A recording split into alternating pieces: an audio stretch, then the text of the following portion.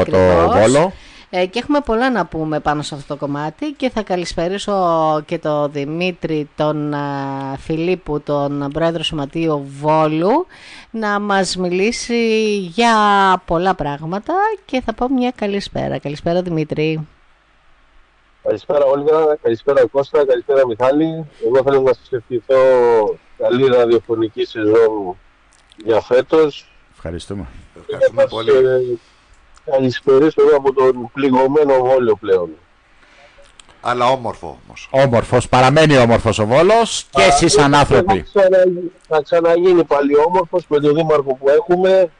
Ήδη έχει μπει το νερό στο αυλάκι εδώ πέρα, παρόλο που περάσανε λίγες μέρες από την θεομηνία και τις μεγάλες πληγές που άφησε πίσω. Ο άνθρωπος αυτός εδώ πέρα που έχουμε δήμαρχο κατάφερε να φέρει νερό πόσιμο σε λίγες μόνο ημέρες και καθαρίζει την πόλη και θεωρώ, όπως μας έχει υποσχεθεί, θα είναι τα καλύτερα Χριστούγεννα των τελευταίων 10 ετών που έχουν γίνει σε όλη την Ελλάδα. Δεν θέλω να κάνω διαφήμιση Δημήτρη, γιατί ξέρω ότι είσαι και υποψήφιος εσύ μαζί με τον κύριο Μπέο και σου εύχομαι καλή επιτυχία, αλλά δεν έχουμε δει άλλον δήμαρχο να πιάνει τη μάνικα με τις αγιονάρες και να καθαρίζει τους δρόμους. Πολλοί θα πούνε ότι είναι ένα εφέ, αλλά δεν μπορεί να είναι κάθε μέρα εφέ. Ο άνθρωπος είναι έξω. Και το είδαμε και στο Βόλο που ήρθαμε εμείς, το αντιμετωπίσαμε, το είδαμε. Ο άνθρωπος στις τελευταίες 15 μέρες είναι το λιγότερο 18 ώρες στον δρόμο και όχι σε κάποιο γραφείο, δίπλα στον πολίτη, δίπλα στον Βολιώτη που έχει πληγεί από την θεομηνία, συντονίζει συνεργεία, βοηθάει όλους. Φανταστείτε, το μόνο που θέλω να σας πω είναι ότι παρόλο που το δίκτυο ίδρευσης καταστράφηκε ολοκληρωτικά από τις πηγές του Πηλίου, κατάφερε σε 10-12 μέρες να φέρει πάλι πόσιμο νερό στην πόλη του Βόλου. Δεν είναι λίγο πράγμα αυτό. Εδώ πέρα έχει γίνει μια υπεράνθρωπη προσπάθεια και θέλω να πιστεύω ότι θα εκτιμηθεί από τους πολίτες του Βόλου και στις 8 Οκτωβρίου, αν και είναι σίγουρο θεωρώ, θα συνεχίσει το μεγάλο έργο που κάνει για τον Βόλο αυτός ο άνθρωπος. Εγώ θα πω κάτι που το ζήσα, δεν μου το μεταφέρανε, ούτε το είδα στην τηλεόραση. Όταν φέραμε την ταλίκα με το νερό, το οποίο θα μας τα πεις εσύ, την ενέργεια αυτή που έκανε η Ομοσπονδία, σταματήσαμε για καφέ σε μια καφετέρια η οποία είχε 1 μέτρο νερό.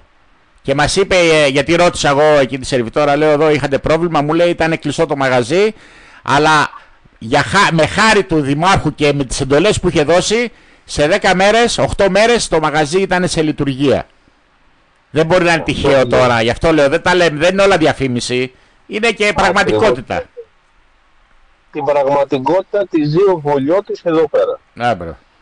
Την πραγματικότητα τη ζει ο επισκέπτης που από όλους τους επισκέπτες που έχουν έρθει από όλη την Ελλάδα και όχι μόνο, λένε όλοι ότι η πόλη έχει αλλάξει ριζικά από τις προηγούμενες διοικήσεις και έχει δημιουργηθεί μια τελείως διαφορετική πόλη. Και το ζούμε και εμείς Χριστούγεννα, Πρωτοχρονιά και κατά όλη την περίοδο του έτους και το καλοκαίρι ακόμα πλέον και φέτος.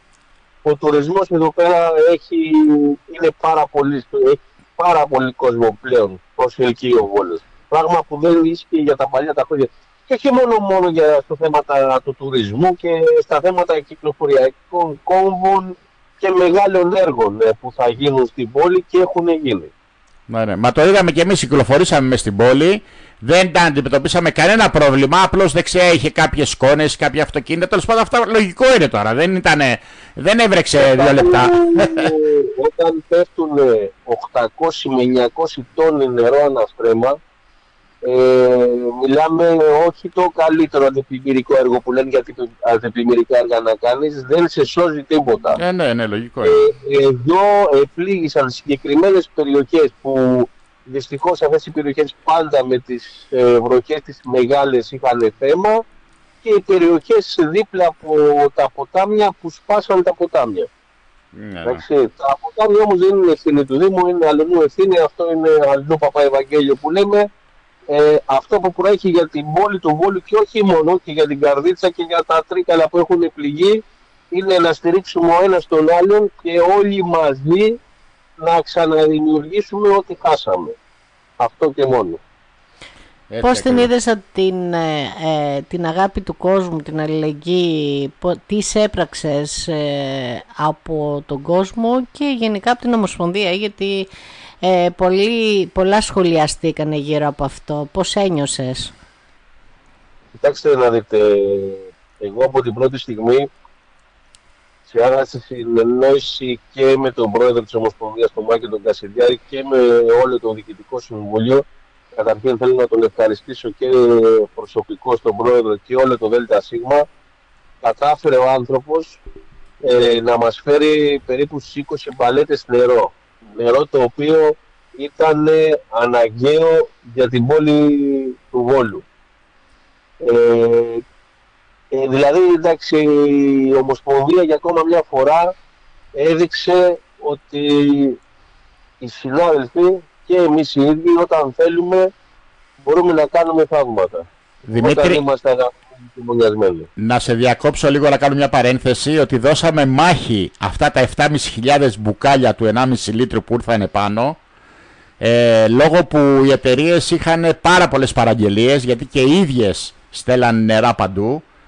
Δώσαμε αγώνα δρόμου για να πάρουμε αυτές τις 20 μπαλέτες και να έρθουν σε εσάς. Δεν ήταν εύκολο. Παρακαλέσαμε, εγώ πήγα 2 φορές στο εργοστάσιο και παρακάλεσα να πάμε να τα πάρουμε, γιατί πήγαμε από εκεί και τα φορτώσαμε, δεν μας τα φέρανε. Δηλαδή, γνωρίζεις τη διαδικασία, μιλάγαμε. Να ευχαριστήσουμε και τον πρόεδρο των φορτηγών που έβαλε το φορτηγό δωρεάν να έρθει από την Αθήνα στο Βόλιο, έτσι, παιδιά. Ναι, από την Ομοσπονδία των Φορτηγών. Αν φανταστείτε, εγώ να σας πω κάτι, αν φανταστείτε ότι εδώ και 10 περίπου μέρες, 12, στην πόλη του Βόλου και με ενέργειες του Δήμου και με άλλων φορέων έρχονται περίπου τη μέρα γύρω στις 10, 12, 15 νταλίκες με νερό, και εσύ, Κώστα, όταν έρθεις στο Παδεσσαλικό επάνω, είδες πόσο νερό? Το είδα. Αυτό το νερό που είδες επάνω σε 2 μέρες εξαφανιζόταν. Ναι, αφού δεν υπήρχε έδρευση. Φανταστείτε τι γινόταν σε θέμα νερού τις πρώτες μέρες. Δηλαδή, χωρίς ρεύμα μπορεί να ζήσει ο άνθρωπος, χωρίς νερό δυστυχώς όμως δεν μπορεί να ζήσει. Αυτό ήταν το μεγάλο πρόβλημα.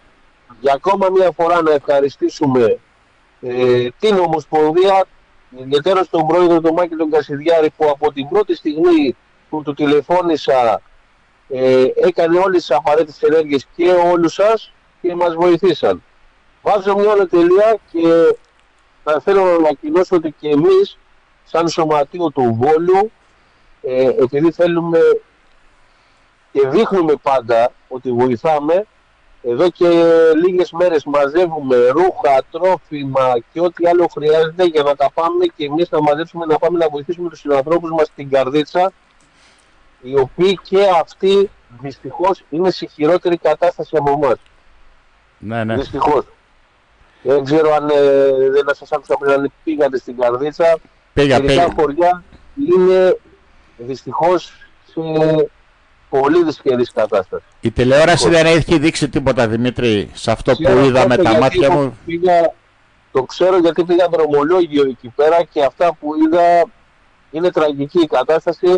Έτσι και εμείς αποφασίσαμε σαν Διοικητικό Συμβούλιο να μαζέψουμε εδώ από το Βόλιο 4-5 να γεμίσουμε ρούχα, τρόφιμα και ό,τι άλλο έχει ο καθένας εδώ, να τα πάμε και εμείς να βοηθήσουμε όσο μπορούμε να απαλύνουμε τον πόνο και αυτών των ανθρώπων. Εγώ θέλω να πω, Δημήτρη, και όλα σε μια συζήτηση που είχαμε και με τον πρόεδρο της Ομοσπονδίας και προσωπικά μαζί, την οργάνωση και αυτό το ότι θέλω μόνο νερά. Σου είπαμε ότι χρειάζεται να φέρουμε απορριπαντικά, να φέρουμε αυτά, και είπες μόνο νερά. Και αυτό είναι προς τιμή σου, γιατί εμείς μπορούσαμε να φέρναμε οτιδήποτε υλικό, το οποίο ήταν άχρηστο. Και αποδείχτηκε ότι μόνο το νερό χρειαζόταν την παρούσα φάση, έτσι. Στη δεδομένη χρονική στιγμή, Κώστα, ο Βόλος ήθελε μόνο νερό. Έτσι. Και προς τιμή σου που είπες ότι τα υπόλοιπα δώστε τα σε άλλες περιοχές, εμείς θέλουμε μόνο νερά. Όλα τα άλλα δώστε τα όπου νομίζετε εσείς και όπου έχουν ανάγκη. Και είναι τιμή σου αυτό που το πες. Και έτσι πρέπει να λειτουργούν οι άνθρωποι, οι ανθρώπινες σχέσεις. Δημήτρη. Βεβαίως έτσι είναι, γιατί να πάρουμε κάτι το οποίο δεν θα μας χρειαστεί. Απλώς να πω τώρα ότι και η κατάσταση με τα νερά έχει εξομαλυνθεί πλέον. Έχουν γεμίσει τα μάρκετ. Εντάξει, υπάρχουν ακόμα οδήμους όμως, ακόμα και σήμερα, παρόλο που τα μάρκετ όλα είναι γεμάτα με νερό, παίρνει συνήθεια νταλίκες με νερό για να δώσει δωρεάν στον κόσμο, στον πολίτη του Βόλου. Μπράβο. Ευχόμαστε ένα σύντομα. Με το πήλιο, σε είχα ρωτήσει, έχει σοβαρό πρόβλημα το πήλιο, Το πήλιο δυστυχώς... Δεν είναι όπως το ξέραμε δηλαδή. Ακριβώς όπως το λες, αν είδες και εσύ στην τηλεόραση, ειδικά στις αγοράς στη Μακρινίτσα, πέσανε οι μεγαλύτεροι όγκοι νερού σε παγκόσμιο επίπεδο. Νομίζω κάτι για 1.000 τόνους νερού αναστέμα, δηλαδή κάτι πράγματα τα οποία δεν έχουν ξαναγίνει ποτέ. Έχουν καταστραφεί πολλοί δρόμοι, θα χρειαστούν πολλά χρήματα, αλλά και πάλι σας λέω, θεωρώ ότι όλα θα γίνουν. Θεωρώ ότι όλα θα γίνουν και για του χρόνου θα είμαστε έτοιμοι να υποδεχτούμε πάλι τουρίστες από όλο τον κόσμο στο Πήλιο και στον όμορφο Βόλιο. Και θα γίνουν όλα γιατί είμαστε μια γροθιά εδώ. Και έχουμε, ειδικά στο Βόλιο, έναν άνθρωπο μπροστάρι, ο οποίος, όπως έχετε διαπιστώσει, τρέχει από το πρωί μέχρι το βράδυ, γιατί αγαπάει αυτό που κάνει. Όταν αγαπάς αυτό που κάνεις, τα αποτελέσματα πάντα θα είναι θετικά. Το είδαμε και το ζήσαμε, και μάλιστα όταν ήρθαμε με την Νταλίκα πάνω στο Βόλιο ήταν και ο Δήμαρχος εκεί, αλλά είχαν μια έκτακτη συνάντηση και δεν ήταν εκεί. Θα μας περίμενε εκεί πέρα όμως, από ό,τι μας είχες πει. Την ημέρα που ήρθατε, γινόταν συνεχείς σκέψεις με την ΕΙΔΑΠ και τη ΔΕΙΑΜ εδώ του Βόλου για το θέμα του νερού. Δεν μπορούσε ο άνθρωπος να έρθει. Εννοείται. Πάντως μας είπε ότι θα είναι εκεί. Αυτό θέλω να πω, ότι δεν μασάει πουθενά ο συγκεκριμένος. Δεν το ξέρω προσωπικά, αλλά από ό,τι βλέπω και ακούω και μου λένε ότι λειτουργεί όπως πρέπει να λειτουργεί ένας άρχοντας της πόλης. Λειτουργεί σαν να είναι σπίτι του. Με γνώμονα το καλό της πόλης. Αυτό και μόνο τα λέει όλα, τίποτα άλλο. Έτσι, και το συμφέρον της πόλης. Λειτουργεί σαν να είναι το σπίτι του. Αγαπάει την πόλη του. Γι' αυτό είναι ο τοπικός άρχοντας που λένε. Γι' αυτό υπάρχει και το σύνθημα παντού I love όλες. Ναι, και αυτό το βλέπουμε συχνά αυτό. Το βλέπουμε συχνά, και είναι και πολύ όμορφο, και μια και αγαπάμε το Βόλο και μιλάμε για αγάπη, για αλληλεγγύη. Παρατήρησα μία ανάρτηση από το συνεταιρισμό, αγαπητέ φίλε Δημήτρη. Σωματείο και συνεταιρισμό, είμαι μια γροθιά, είμαστε όλοι τους άλλους. Και εδώ αν θα μπορέσουμε να βοηθήσουμε και εμείς οι συνάδελφοι που ακούμε εδώ, σε αυτό το ραδιόφωνο, το παιδί αυτό. Μπορείς να μας βοηθήσεις τι ακριβώς έχει γίνει και πώς μπορούμε να μοιραστούμε την ιστορία του και πώς μπορούμε να βοηθήσουμε, αν μπορούμε να βοηθήσουμε αυτό το παιδί. Εγώ και σαν σωματείο του Βόλου, αλλά μέσω της εκπομπής σας θέλω να απευθυνθώ στα αισθήματα αλληλεγγύης όλων των συναδέλφων. Δυστυχώς ένας συνάδελφος, η νεογέννητη κόρη του, 4 μηνών θα χρειαστεί μεταμόσχευση ύπατος. Πράγματα πάρα πολύ δύσκολα. Αυτός ο άνθρωπος δυστυχώς στην Ελλάδα δεν μπορεί να γίνει αυτό. Θα πρέπει να μεταβεί στο Παλέρμο στην Ιταλία, σε ένα συγκεκριμένο κέντρο για να γίνει όλη η διαδικασία. Να ευχηθώ προσωπικά μέσα από την καρδιά μου να πάνε όλα καλά και να επιστρέψουν. Θα χρειαστεί να μείνει εκεί πέρα τουλάχιστον 3 με 6 μήνες. Και όπως καταλαβαίνετε τα πράγματα αυτή την εποχή είναι πάρα πολύ δύσκολα, θα χρειαστεί πολλά χρήματα και γι' αυτό δράτω με τις ευκαιρίες σας και μέσω της εκπομπής σας να βοηθήσουμε όλοι όσο μπορούμε, έστω και με λίγα χρήματα, να συνδράμουμε και να βοηθήσουμε αυτόν τον άνθρωπο να ανταπεξέλθει σε αυτόν τον Γολγοθά που έχει μπροστά του. Εμείς εδώ σαν σωματείο του Βόλου, όλοι οι συνάδελφοι και το σωματείο θα βάλει ένα πολύ μεγάλο σεβαστό ποσό του λογαριασμό του. Θεωρώ ότι και εσείς σε μια επαφή που έχουμε κάνει θα αναρτήσουμε το λογαριασμό τραπέζης που έχει ο άνθρωπος. Αυτό ήθελα να σου πω τώρα, να μας το στείλεις να τον αναρτήσουμε.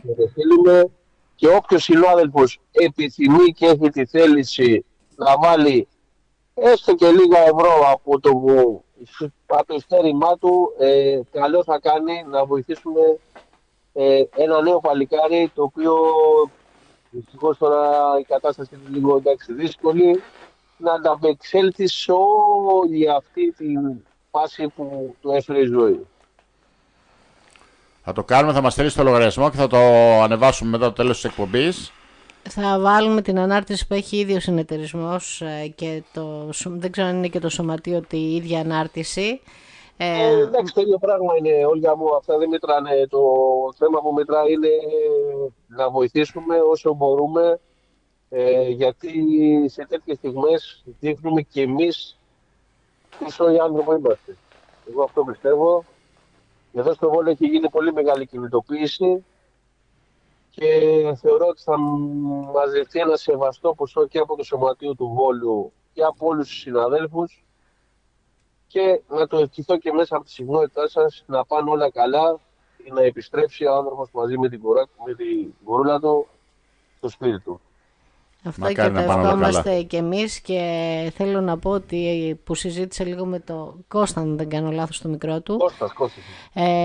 Μου είπε ο Κώστας ότι και το πήγαινε έλα ένα ταξί εκεί στο Παλέρμο από το νοσοκομείο μέχρι εκεί που θα διαμένει. Πρέπει να βρούμε και ένα ξενοδοχείο το οποίο είναι οικονομικό ή οτιδήποτε.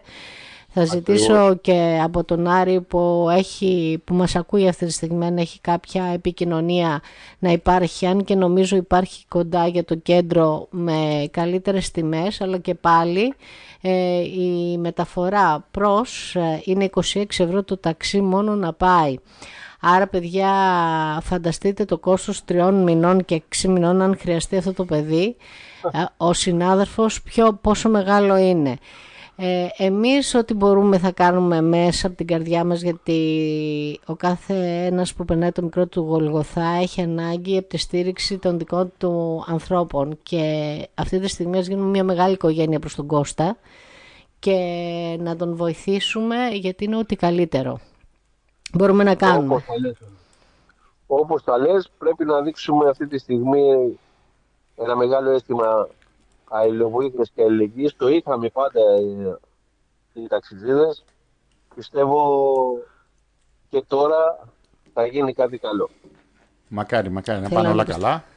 Θα πάνε όλα καλά, και στην επόμενη σύνδεση που θα έχουμε με τον Κώστα θα μας πει ότι το κοριτσάκι του είναι μια χαρά, και θα βγάλουμε και μια πολύ όμορφη φωτογραφία της Μπουμπούς εδώ κοντά μας, που θα είναι δίπλα μας και θα μας χαμογελάει, γιατί είναι ζωηρούλα από ό,τι ξέρω.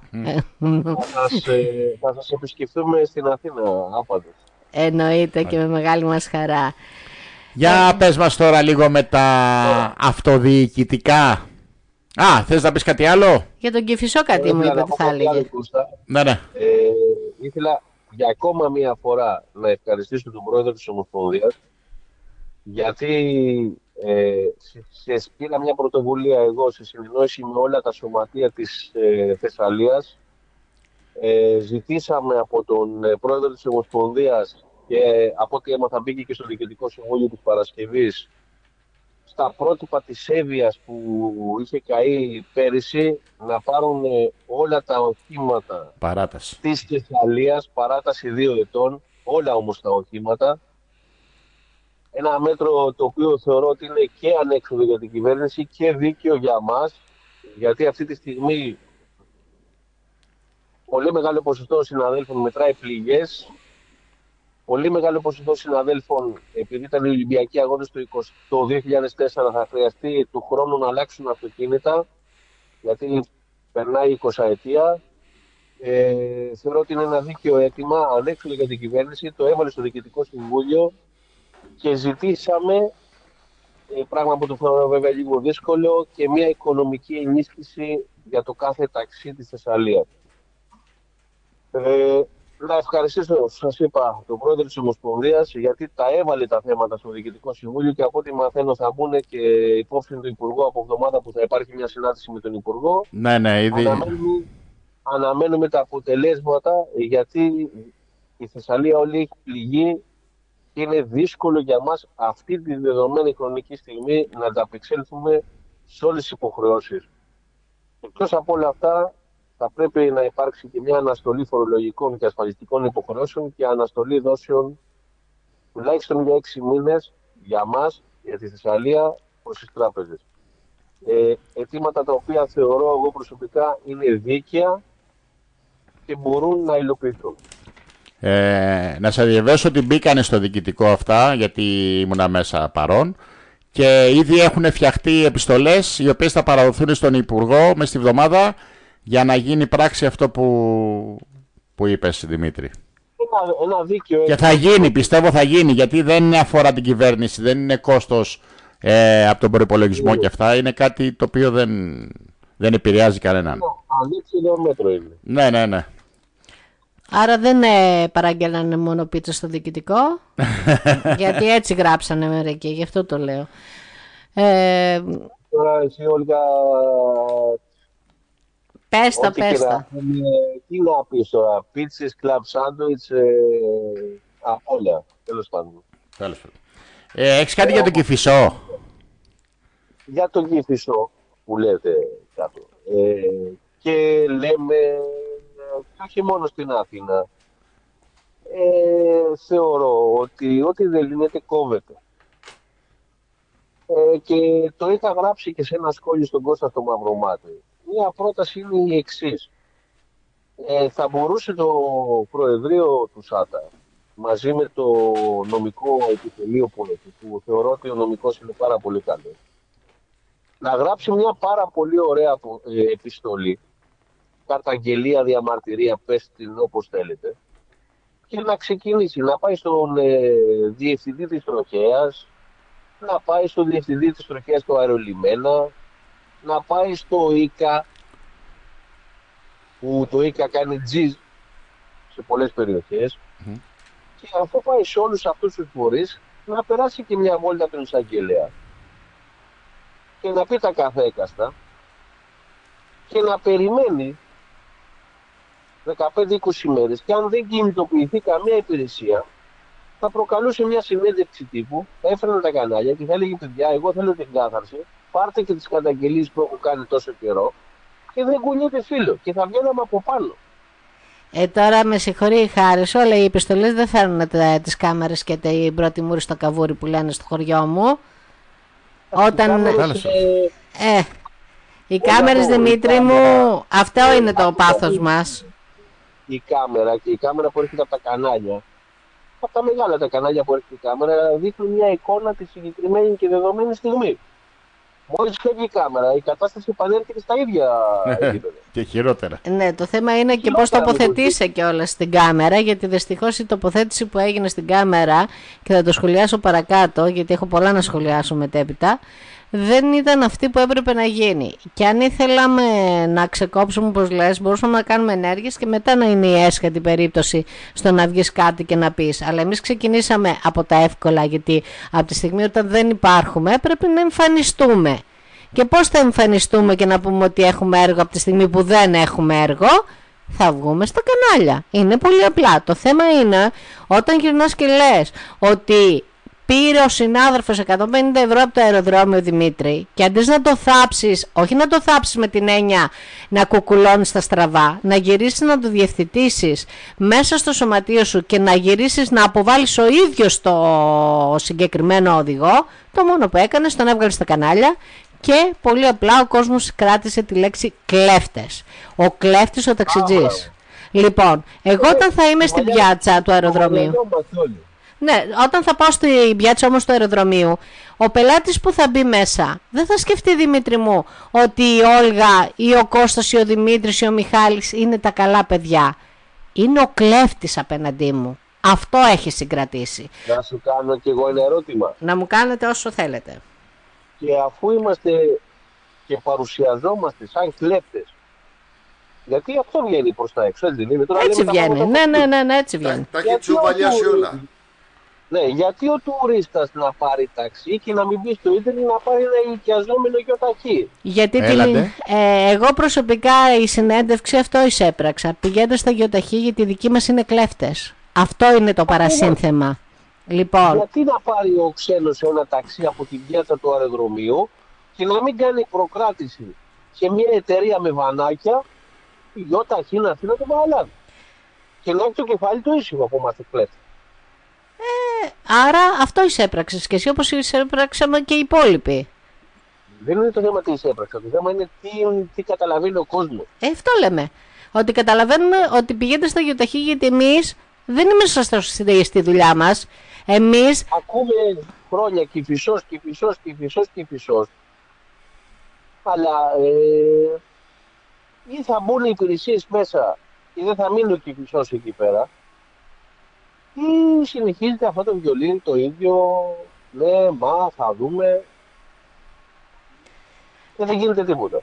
εγώ θα μπορούσε από τη στιγμή που υπήρχε έτσι μια προϊστορία, το οποίο υπήρχε μια όχι τέτοια ανομία όπως λένε και δηλώνουν δεξιά και αριστερά, και θα μιλήσουμε τι εστί παραβατικότητα πραγματική πιο κάτω, Δημήτρη. Όταν ήταν ο Μιχάλης και ο Κώστας δεν υπήρχε και σεβασμός και από τους αυτούς που ήταν εκεί, και τα παιδιά μπορούσαν να ανταπεξέλθουν στην οποιαδήποτε πρόκληση. Θα μπορούσε να προσθεθεί μία ακόμα βάρδια, να το πω έτσι απλό, και αν έλεγε στον συνάδελφο εκεί έξω, ξέρετε παιδιά, για να μπορέσω να μην υπάρχουν προβλήματα, θα γυρίσουμε και θα βάλουμε άλλη μία θέση ακόμα εδώ στον Κηφισό, ώστε να μπορούμε να κάνουμε δουλειά. Κανένας δεν θα έλεγε όχι, Δημήτρη. Όλγα μου, όταν ήταν ο Κώστας εκεί και ένας αστυνομικός, υπήρχε πρόβλημα? Ποτέ. Καθόλου, τίποτα. Όχι στη σειρά δεν ήταν. Όλοι. Δυστυχώς, σε αυτά τα σημεία χρειάζεται φοβέρα. Πώς θα το κάνουμε δηλαδή? Δεν γίνεται αλλιώς να διορθωθεί η κατάσταση. Η φοβέρα είναι στις υπηρεσίες από πάνω συνέχεια και να πηγαίνουν οι υπηρεσίες εκεί πέρα. Οι υπηρεσίες όμως κάποια στιγμή θα σου πούνε, ρε φίλε, εμείς θα ασχολούμαστε συνέχεια τώρα. Σωστό. Δεν μπορούν να είναι 24 ώρες το 24ωρο η αστυνομία ή η υπηρεσία εκεί πέρα. Μόνοι μας πρέπει να αποβάλουμε Τα κακό αυτή την σκήμενα. κατάσταση. Ναι. Έτσι. Εάν δεν θέλουμε να την αποβάλουμε μόνοι μας, η κουβέντα θα συνεχίζει να είναι η ίδια για χρόνια, παιδιά. Για χρόνια. Ναι. Αυτό Αν και κρατάω. θεωρώ με τα καινούργια τα λεωφορεία με τον καινούργιο σταθμό που θα γίνει τώρα, νομίζω η κατάσταση θα γίνει κάπως καλύτερη. Αν δεν κάνω λάθος, εσείς τα ξέρετε και καλύτερα βέβαια αυτά κάτω. Πότε θα γίνει το θέμα? Σε 1,5 χρόνο. Κάποια στιγμή, 1,5 χρόνο. Σε 1,5-2 χρόνια λένε, α δούμε. Μέχρι κάποια τότε. στιγμή Κώστα θα γίνει. Μακάρι να τελειώσουν και αυτά. Δημήτρη μου, σε ευχαριστούμε πάρα πολύ. Να σου ευχηθούμε καλή επιτυχία. Βάζεις υποψήφιος δημοτικός σύμβουλος με τον κύριο Μπέο. Ευχόμαστε τα καλύτερα. Και θα επανέλθουμε μαζί στην εκπομπή με διοικητικές εκλογές, γιατί θα μας πείτε πώς αποφασίσατε και όλα τα σχετικά, αλλά θα είναι αποκλειστικά για τις διοικητικές εκλογές. Θα χαρούμε να σε έχουμε εδώ σαν όχι υποψήφιο, σαν δημοτικό σύμβουλο πλέον, και να έχεις πάρει και κάποια αντιδημαρχία και να μας τα πει στον αέρα όλα αυτά. Εμένα με στεναχωρεί κάτι, Κώστα και Όλγα. Με στεναχωρεί που για δεύτερη φορά που ήρθατε τα έχει φέρει η τσιμίρα και δεν μπορούμε να απολαύσουμε ένα τσιπουράκι στο Βόλιο. Δεν πειράζει, την Τρίτη θα είναι όλα μαζί αυτά και θα τα απολαύσουμε πάρα πολύ ωραία. Δεν πειράζει, Ναι, κρατάμε αυτό τη γεύση της φιλοξενίας από το κλαδικό που είχε μείνει. Ήταν Εντάξει, υπέροχη. το κλαδικό πέρασε τελείως, αλλά έχουμε έρθει 2 φορές ακόμα και δεν έχουμε καταφέρει λόγω των καταστάσεων έτσι. Δεν έχουμε καταφέρει να βγούμε τσιπουράκι, αλλά έχουμε πετύχει το στόχο μας για το λόγο που ήρθαμε πάνω. Έχει διαφορά και είναι να εδώ. την καλύτερη. Αυτό είναι το μας γεμίζει πιο καλά. Και επειδή είπες τα Χριστούγεννα, μου βάλες τώρα φωτιές, τα Χριστούγεννα θα είναι ωραίος ο Βόλος, για να ανανεώσουμε το ραντεβού μας τα Χριστούγεννα να πιούμε τα τσιπουράκια μας εκεί. Ακόμα καλύτερα. Ακόμα καλύτερα. Να δούμε, πρώτο ο Θεός, να είμαστε καλά. Πρώτα ο Θεός, να είμαστε καλά, να έχουμε όλη υγεία και όλα θα γίνουν. Ωραία. Λοιπόν, ευχαριστούμε πάρα πολύ. Ευχόμαστε να κλείσουν γρήγορα οι πληγές. τελείως. Να ευχηθούμε καλή επιτυχία στα καινούργια σου καθήκοντα, να το πω έτσι. Και όποτε χρειαστείς, είμαστε εδώ, τα μικρόφωνα είναι ανοιχτά για σένα και για όλο τον κόσμο και τους συναδέρφους. Ό,τι θέλετε να πείτε, να παρέμβετε, είμαστε εδώ. Καλή επιτυχία. Καλό βράδυ. Καλό βράδυ, ευχαριστούμε Καλή πολύ. επιτυχία. Καλό βράδυ. Γεια, γεια.